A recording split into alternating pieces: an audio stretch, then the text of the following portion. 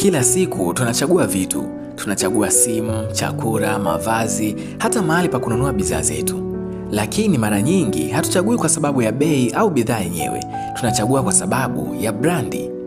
Brandi ni nguvu isiyoonekana inayounda imani, hisia na uhusiano kati ya biashara na watu. Katika kitabu hiki utagundua siri ya jinsi brandi zinavyojengwa, zinavyokuwa na kwa nini baadhi ya biashara hubaki katika akili za watu kwa miaka mingi. Habari, karibu Sauti ya Kitabu, mahali unapopata audiobooks za vitabu vinavyohusiana na masuala ya kifedha na kujijenga binafsi kwa lugha adhimu ya Kiswahili. Mimi naitwa Frank na karibu tuende tukaangazie kitabu kifupi hichi cha Ijue Nguvu ya Brand katika biashara yako. Unaweza kupata kitabu hiki kwa kunitafuta katika namba yangu ya WhatsApp ambayo ni 0698341653. Namba hii haipatikani normal, inapatikana WhatsApp tu. Unaweza ukanicheck WhatsApp na then ukakipata kitabu chako hichi cha Ijue Brand. Lakini nikukumbusha kwa ambaye bado hujajiunga na familia ya Sauti ya Kitabu, unaweza kujiunga ama kunisapoti kwa kubonyeza alama ya subscribe na kisha alama ya kengele, na utakuwa ukipata taarifa kila wakati ambapo tutakuwa tukitoa tafsiri za vitabu mbalimbali. Lakini pia unaweza ukashare video hii kwa ndugu jamaa na marafiki na kutoa maoni yako kuhusiana na tafsiri hizi za vitabu. Aidha, kitabu kipi kifuate na kipi kirekebishwe katika tafsiri hizi za vitabu.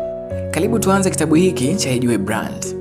Katika kitabu hiki kina sehemu 7. Sehemu ya kwanza mwandishi ameanza na hadithi ambayo ameita hadithi ya stendi, lakini sehemu ya pili utajua nini maana ya brandi, lakini sehemu ya 3 utajua mifano ya brandi, sehemu ya 4 utajua brandi inajengwa vipi, na sehemu ya 5 brandi inakuwa vipi katika biashara zako na kadhalika, lakini sehemu ya 6 ni nini kinaweza kuiharibu brandi, na sehemu ya 7 kwa nini brandi ni muhimu sana katika biashara zetu.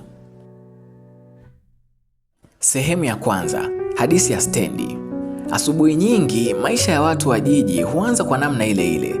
Barabara zinaanza kujaa watu mapema, maduka yanafunguliwa nusu na stendi za daradara zinakuwa kama vituo vidogo vya maisha, mahali ambapo watu wa aina zote hukutana kwa dakika chache kabla kila mmoja hajaendelea na safari yake. Ilikuwa asubuhi kama hiyo. Nilikuwa nimesimama kwenye stendi nikisubiri daradara. Sikuwa na haraka sana, lakini kama ilivyo kwa watu wengi waliokuwa pale, akili yangu tayari ilikuwa imeanza kufikiria mambo ya siku ya kazi ninayokwenda kuifanya, watu nitakaokutana nao na majukumu ambayo yanasubiri kunikabili. Watu walikuwa wanakuja na kuondoka.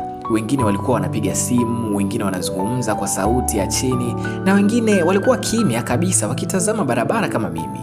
Pembeni yangu walikuwa wamesimama vijana wawili. Sikuwafahamu, lakini kama ilivyo kawaida kwenye stendi, watu wanakuwa karibu sana kiasi kwamba unaweza kuona kila kitu wanachofanya bila hata kujaribu. Mmoja alikuwa ameshika chupa kadhaa za maji mkononi. Chupa zile zilikuwa za maji ya uhai.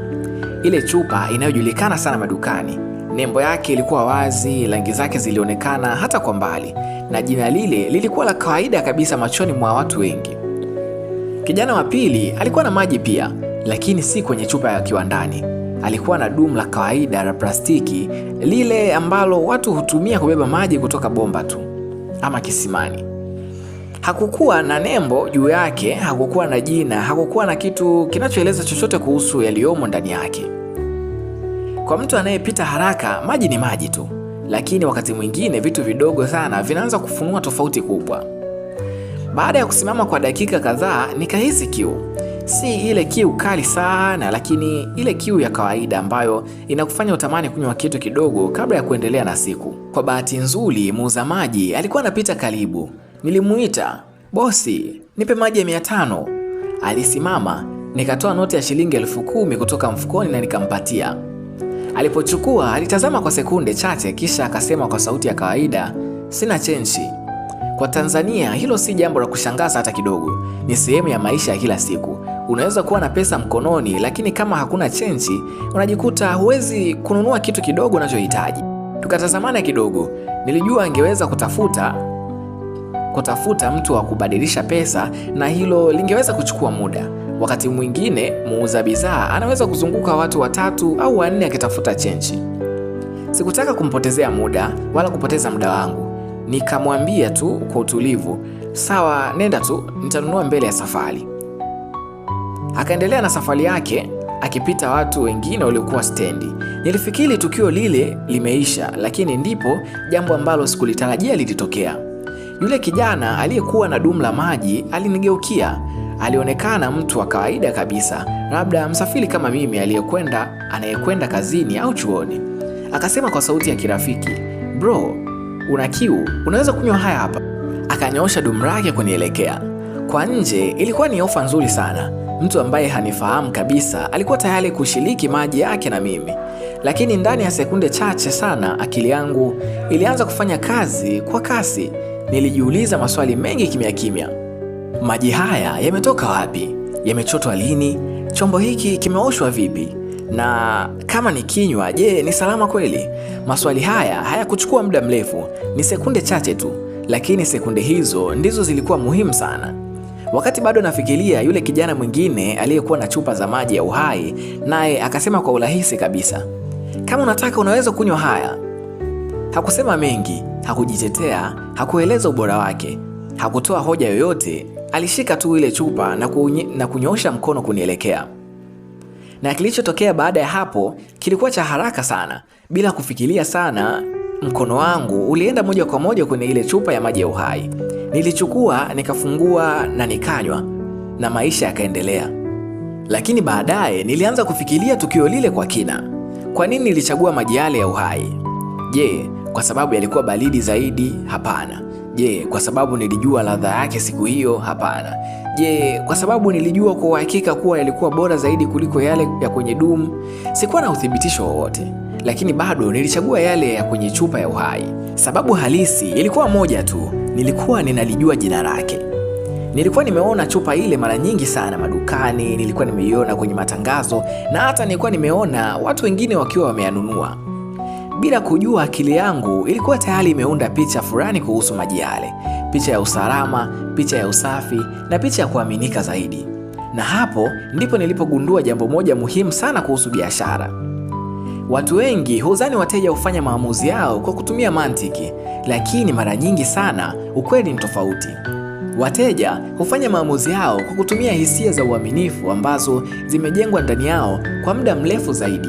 Hiyo ndiyo nguvu ya kitu kinachoitwa brand. Brandi nzuri hailazimishi mtu anunue kwako, badala yake inafanya mteja ajisikie salama kwa kuchagua. Ni kama mtu anayechagua kukaa kwenye mgahawa fulani kwa sababu tayari ana imani nao, hata kama hajawahi kula katika mgahawa huo.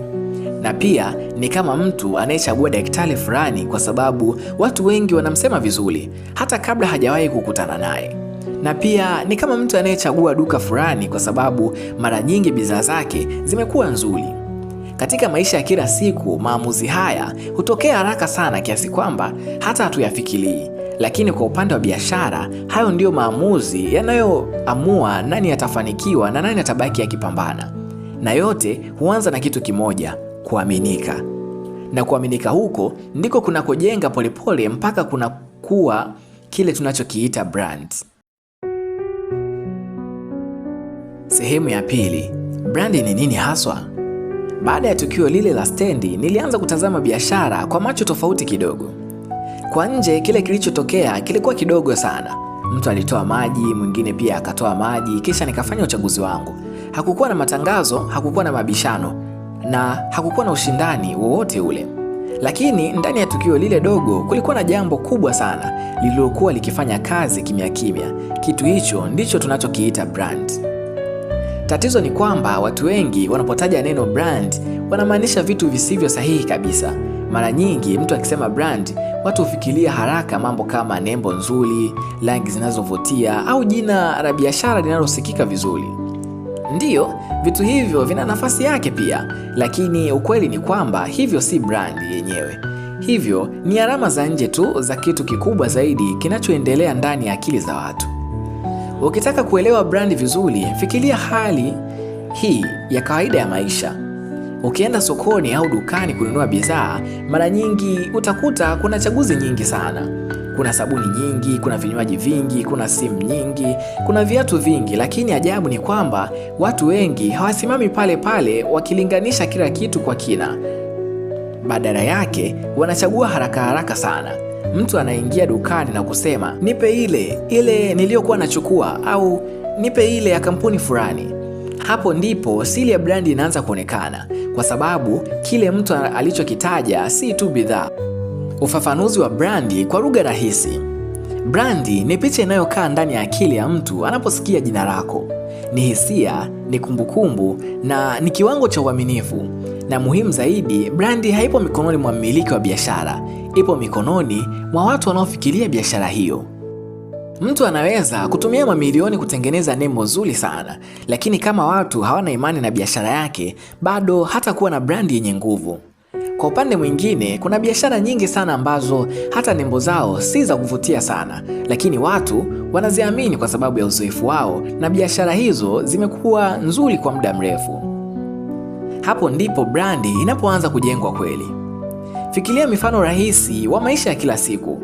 Kuna duka moja la chakula mtaani ambalo watu wengi hupendelea kwenda kula. Chakula chake kinaweza kisiwe cha gharama kubwa sana, na hata muonekano wa duka lile unaweza kuwa wa kawaida kabisa.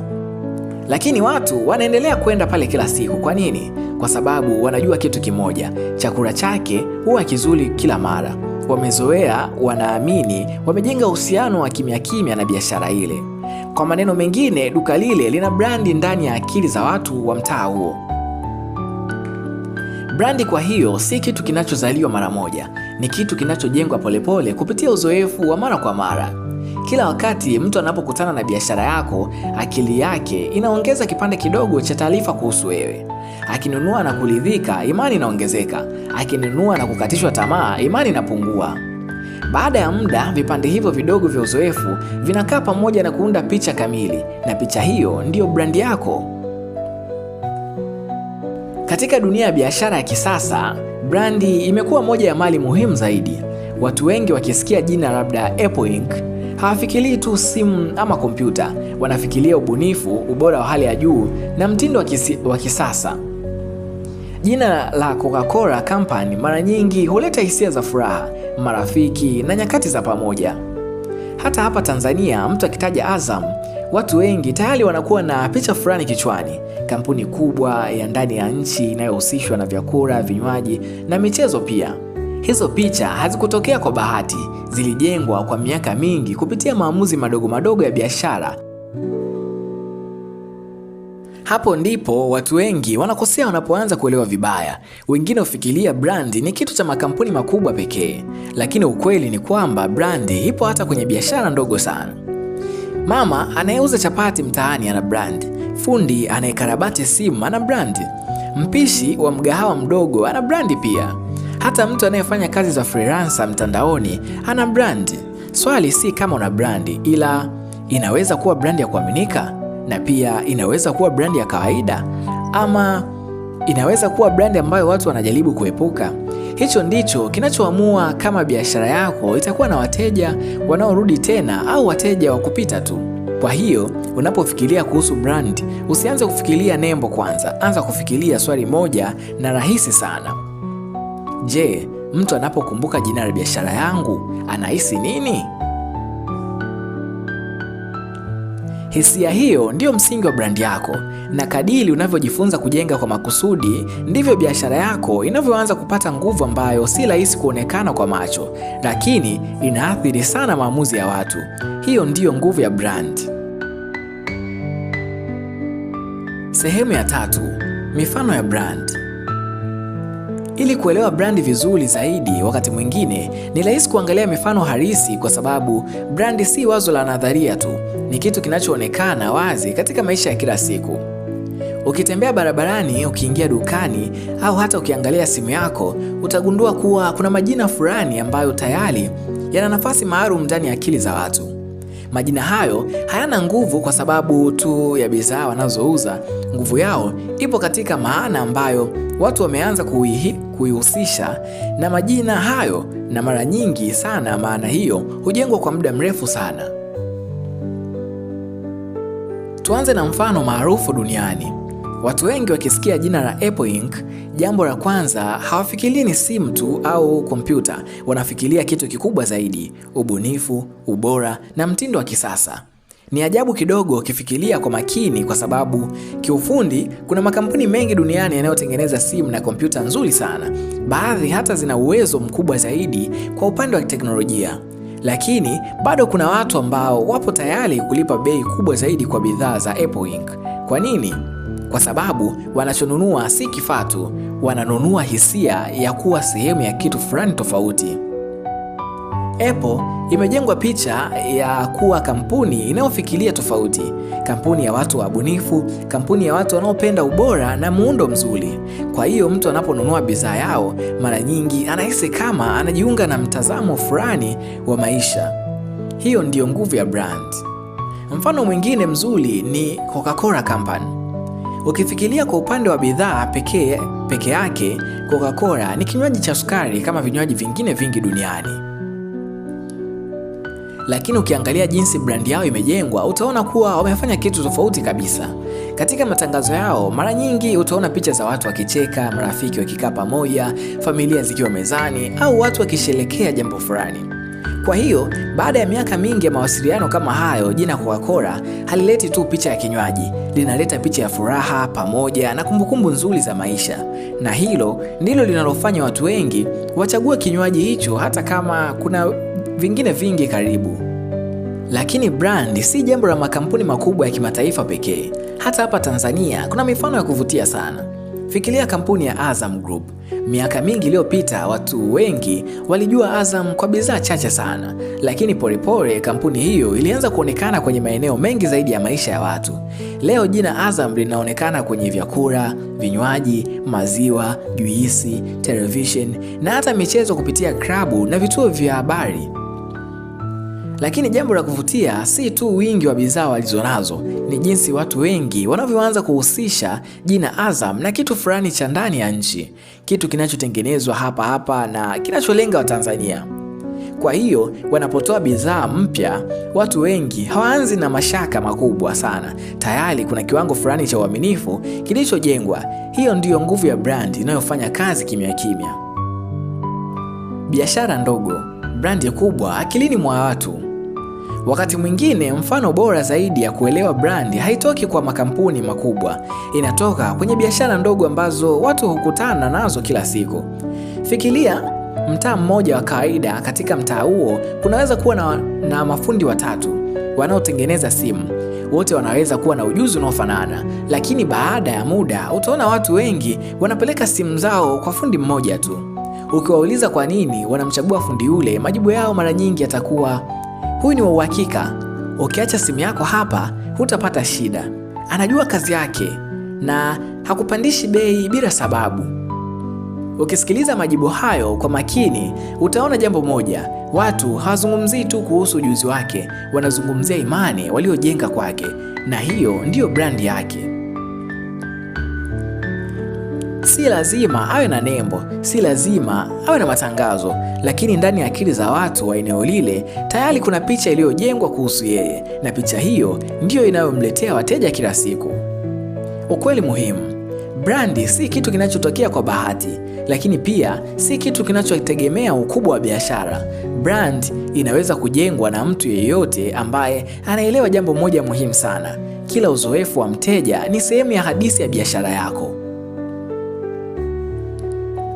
Kila mtu anayekutana na biashara yako anaondoka na kumbukumbu fulani.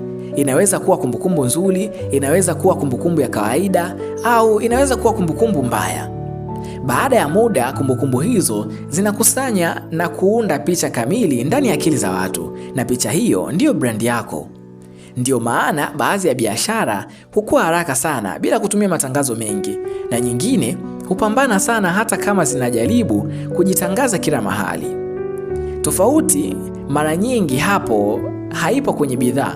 Tofauti mara nyingi haipo kwenye bidhaa peke yake. Tofauti ipo kwenye maana ambayo watu wanaanza kuihusisha na jina la biashara hiyo.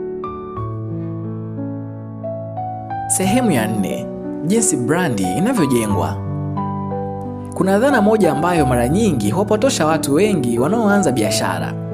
Wanafikiri kwamba brandi huanza pale mtu anapotengeneza nembo nzuri, kuchagua rangi za kuvutia na kufungua kurasa za mitandao ya kijamii.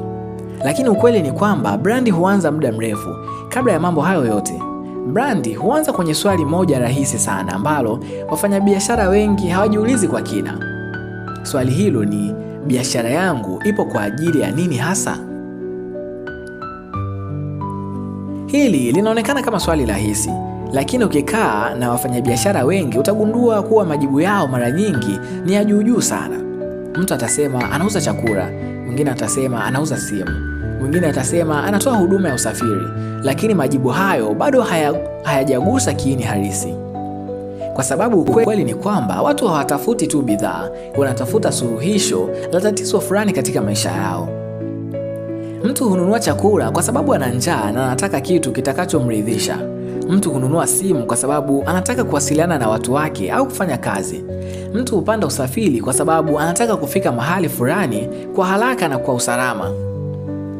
Biashara inayotaka kujenga brandi yenye nguvu lazima ianze kwa kuelewa kwa kina tatizo hilo linalosuluhishwa. Kwa sababu kadiri unavyoelewa vizuri maisha ya watu unaowahudumia, ndivyo unavyoweza kujenga brandi inayohisi kama imeundwa kwa ajili yao. Mfano wa mgahawa na muda wa chakula. Fikiria mfano wa mgahawa mdogo ulioko karibu na eneo la ofisi. Kuna migahawa mingi inaweza kupika chakula kizuri, lakini mgahawa mmoja ukigundua kwamba wateja wake wengi ni wafanyakazi ambao wana muda mfupi sana mapumziko ya mchana, anaweza kufanya jambo moja rahisi lakini lenye nguvu sana. Anaweza kuhakikisha kwamba chakula kinatolewa kwa haraka sana. Baada ya muda mfupi, watu wataanza kusema, pale ukienda hupotezi muda. Hiyo sentensi moja rahisi inaweza kuwa mwanzo wa brandi yake, kwa sababu sasa watu wanaanza kuhusisha mgahawa ule na kitu maalum haraka na uhakika. Mifano ya makampuni makubwa.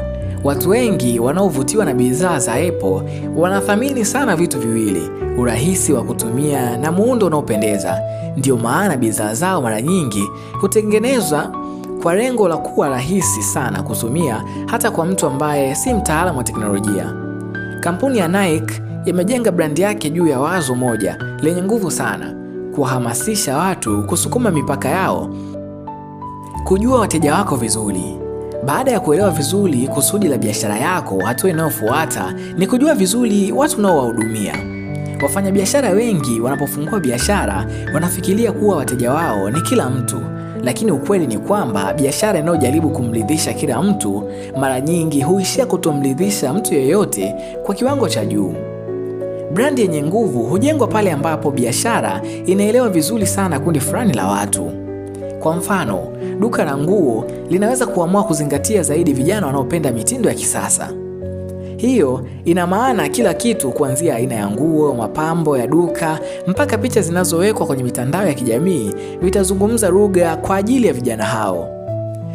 Wateja hao wataanza kuhisi kuwa duka hilo linaelewa ladha yao, na pale ambapo mtu anahisi kuwa anaeleweka, uaminifu huanza kujengwa. Baada ya hapo ndipo mambo ya nje kama jina la biashara, nembo, rangi yanapopata maana.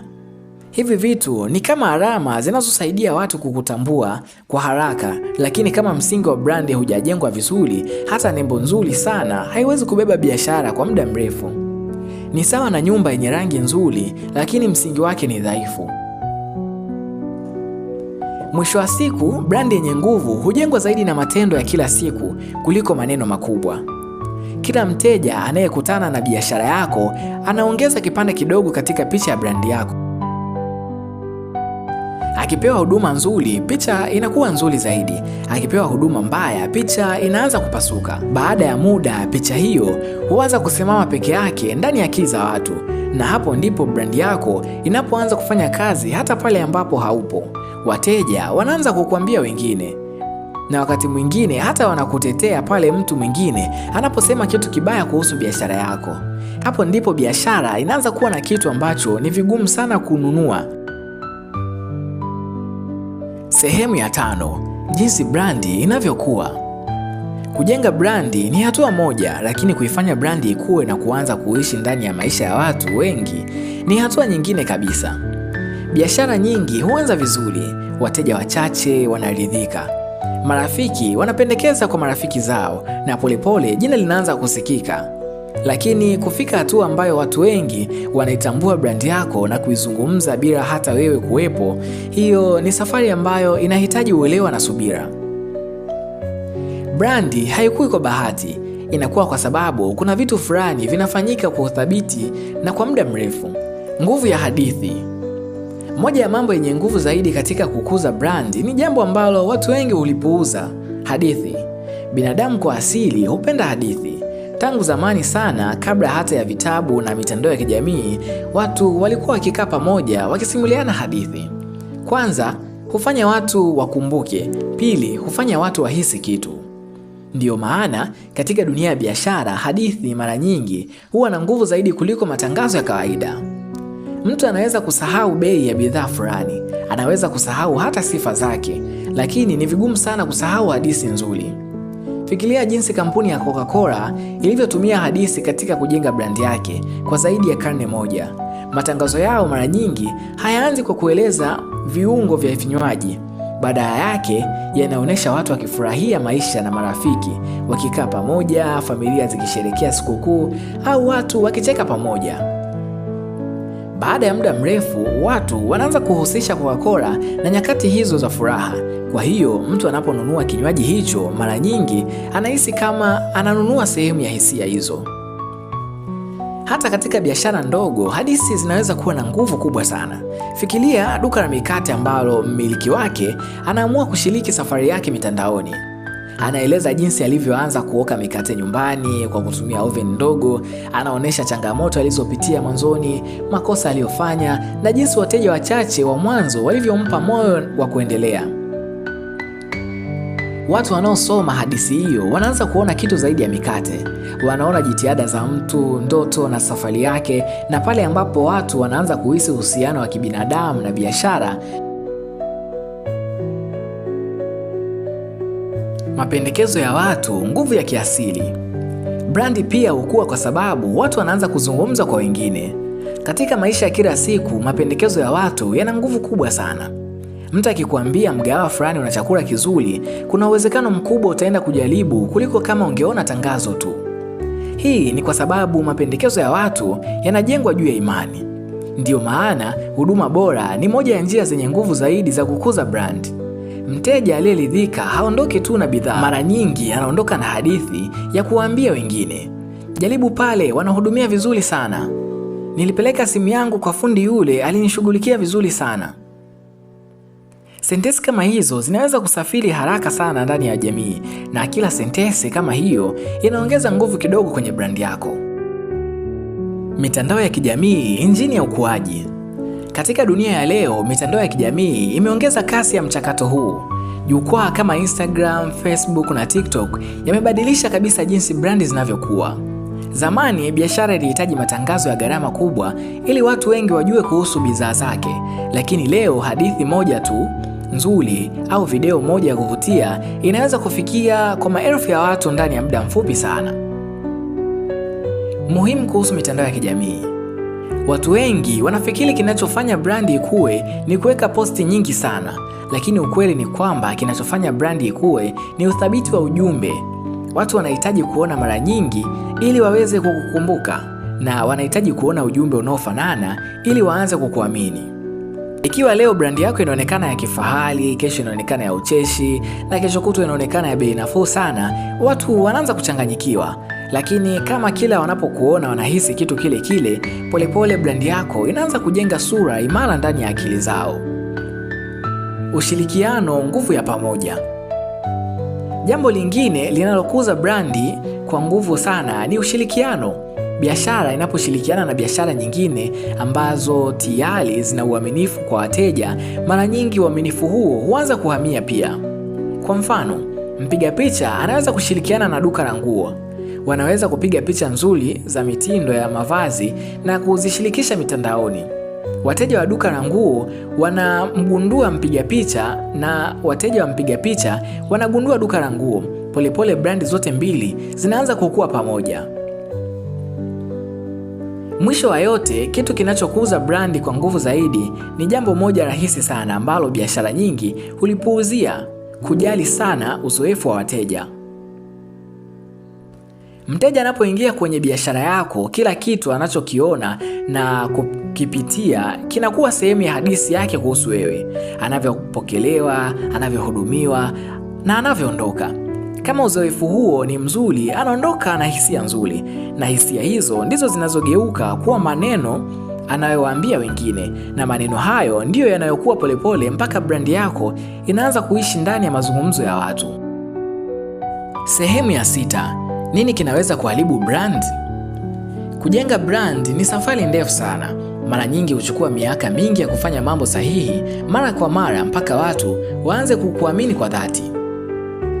Lakini jambo ambalo wafanyabiashara wengi huligundua wakiwa wamechelewa ni hili: brand inaweza kuharibiwa haraka sana. Kitu ambacho kilijengwa kwa muda mrefu kinaweza kuanza kupasuka kwa sababu ya maamuzi machache yasiyofikiriwa vizuri. Sababu ni rahisi kuelewa. Brand, kama tulivyoona, haipo kwenye bango, nembo au matangazo. Brand ipo kwenye imani ya watu, na imani ni kitu nyeti sana.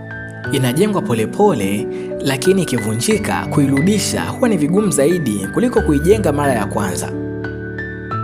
Jambo la kwanza, kutotimiza ahadi. Biashara nyingi waahidi mambo mazuri ili kuvutia wateja. Wanatangaza ubora wa bidhaa zao, wanaahidi huduma bora, au wanatoa uhakika fulani kuhusu kile wanachouza.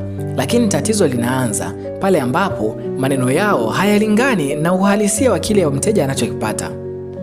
Fikiria mfano wa mgahawa unaotangaza chakula bora sana, lakini mteja anapofika anakutana na huduma ya polepole na chakula kisichoridhisha.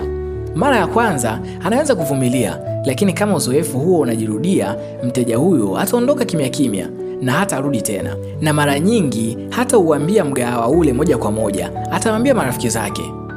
Kwa hiyo tatizo la brand mara nyingi halionekani haraka. Linaanza kimya kimya kupitia mazungumzo ya watu. Mteja mmoja aliyekasirika anaweza kuzungumza na watu kadhaa kuhusu uzoefu wake, na kila mtu anayesikia hadithi hiyo anaanza kuunda picha fulani kichwani. Katika dunia ya leo ya mitandao ya kijamii, athari hii inaweza kuwa kubwa zaidi. Maoni mabaya kwenye jukwaa kama la Facebook, TikTok na kadhalika yanaweza kusambaa haraka sana na kufikia watu wengi ndani ya muda mfupi. Katika hii pointi ya kutotimiza ahadi, naweza nikatolea mfano halisi kabisa ambao umetokea siku za hivi karibuni hapa nchini Tanzania, ambapo ni maduka ya Room of Jeans yalitangaza kwamba yatakuwa yakitoa jeans kwa shilingi 5,000, na walitangaza sana ya matangazo na kuyapromote katika mitandao ya kijamii, na hata influencers pamoja na content creator wengi sana walifanya matangazo haya kwamba watu watakuwa wakipata jeans kwa shilingi 5,000. Lakini baada ya siku kadhaa mbele, ilitokea watu wengi walikwenda kutaka kununua zile jeans, lakini walipochagua jeans na kufika katika sehemu ya malipo walikuwa wakiambiwa bei za juu zaidi, kuanzia 10,000 na kadhalika. Hii ilionekana ya kawaida sana, lakini watu walianza kulalamika mitandaoni na kuonesha kwamba ahadi zao walizoahidiwa na influencers pamoja na content creator kuhusiana na taarifa za kuhusu kupungua kwa bei katika jinsi hizo kuhusu 5,000 zilikuwa za uongo. Hii inaweza kuonekana ni kawaida sana, lakini kimsingi Room of Jeans amepunguza kitu ama amepoteza brandi katika sehemu au asilimia fulani, kwa sababu watu wengi sasa hivi wamekuwa sasa wanaanza kuamini kwamba Room of Jeans ni watu waongo, ni watu ambao hawaaminiki. Vile wanavyovisema si vya ukweli. Walituahidi ni 5,000 lakini tunakuta ni 10,000. Kwa hiyo hizi ni kitu kidogo sana, kinaweza kuonekana kidogo, lakini huko mbeleni siku zinavyoendelea ni kwamba brand yake itaanza kushuka kidogo. Watu watakuwa na uaminifu tena, unaona? Kwa hiyo bei zote ambazo zitakuwa zinapostiwa kwenye promotion kuhusiana na nguo ambazo zinapatikana na Room of Jeans, watu watakuwa hawana imani nazo tena. Hata kama zitakuwa za ukweli, watu watakuwa kiamini labda ni uongo, okay? Wanatudanganya ili tuende watuambie bei ya juu zaidi. Kwa hiyo mwisho wa siku wateja wale ambao walikuwa nao wataanza kupungua katika maduka yake. Point namba 2 ni kupungua kwa ubora. Biashara inapokuwa changa, mara nyingi miliki huwa makini sana na kila kitu. Anahakikisha bidhaa ni nzuri, huduma ni bora na wateja wanaridhika. Lakini biashara inapoanza kukua, wakati mwingine shinikizo la kupunguza gharama au kuongeza faida linaweza kufanya ubora uanze kushuka polepole. Labda malighafi zinabadilishwa kuwa za bei nafuu zaidi, labda muda unaotumika kuhudumia wateja unapunguzwa, labda wafanyakazi hawapati mafunzo ya kutosha. Mabadiliko haya yanaweza kuonekana madogo mwanzoni, lakini wateja wanaona tofauti, na tofauti hiyo inapojirudia mara kadhaa, uaminifu huanza kupungua. Historia ya biashara ina mifano mingi ya makampuni yaliyokuwa na nguvu sana, lakini yakaanza kupoteza nafasi yao kwa sababu hayakudumisha ubora waliokuwa nao mwanzoni. Point namba 3, kukosa kubadilika. Dunia hubadilika haraka sana. Teknolojia hubadilika, tabia za wateja hubadilika, njia za watu kununua bidhaa pia hubadilika. Biashara ambayo inakataa kabisa kubadilika inaweza kujikuta inaachwa nyuma.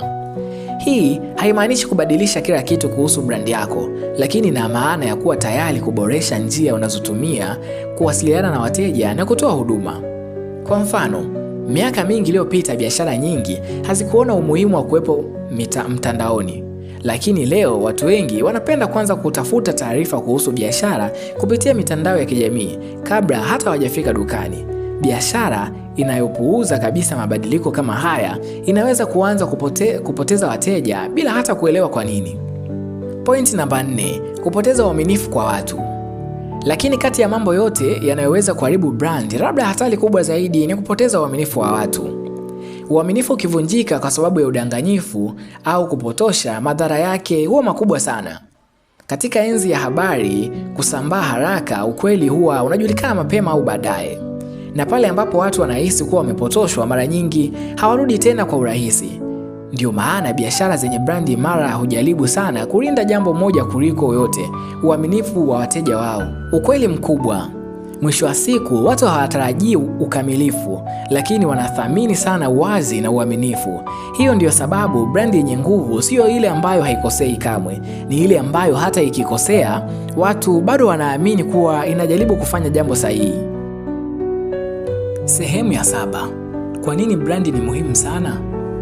Baada ya kupitia safari yote ya kujifunza kuhusu brandi, tulianza kwa kuelewa brandi ni nini, tukazungumzia jinsi inavyojengwa, jinsi inavyokuwa, na pia mambo yanayoweza kuiharibu.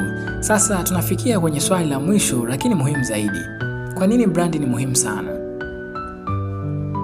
Watu wengi wanaoanza biashara mara nyingi hawafikirii sana kuhusu brandi.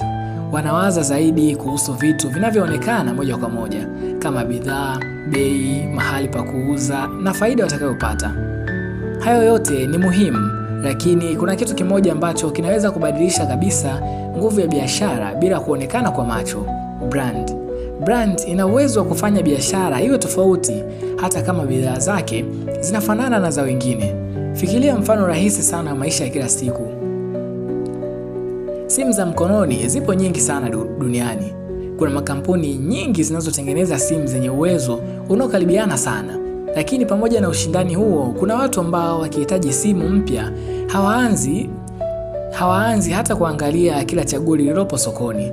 Nataka simu ya Apple, ama ninapenda sana simu za Samsung.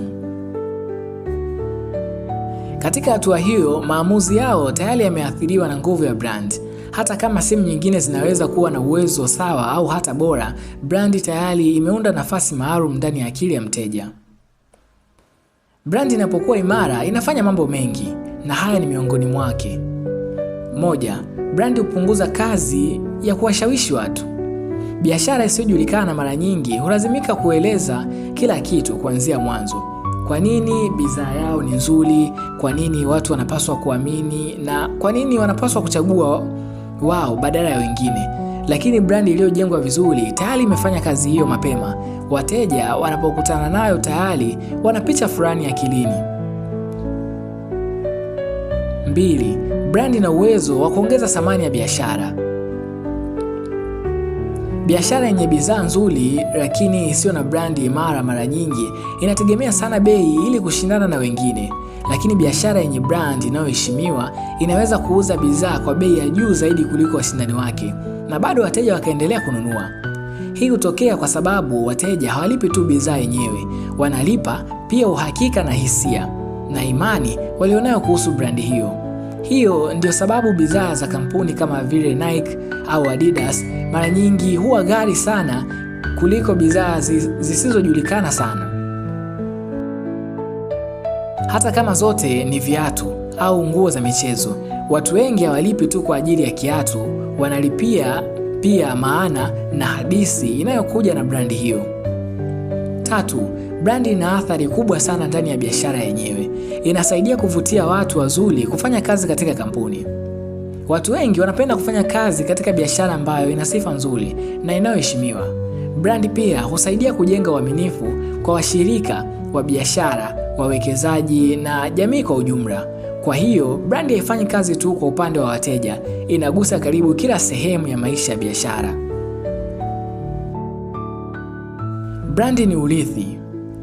Lakini labda jambo la kuvutia zaidi kuhusu brandi ni hili. Brandi ni urithi. Bidhaa zinaweza kubadilika, teknolojia inaweza kubadilika, na hata soko linaweza kubadilika pia.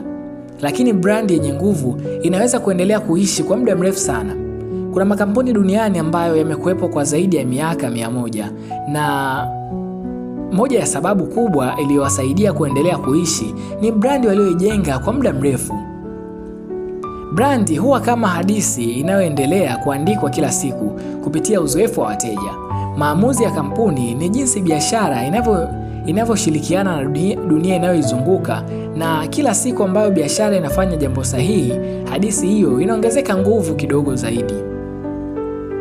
Ndiyo maana kujenga brandi si kazi ya siku moja, ni mchakato wa muda mrefu unaohitaji uaminifu, uthabiti na kujali sana uzoefu wa watu.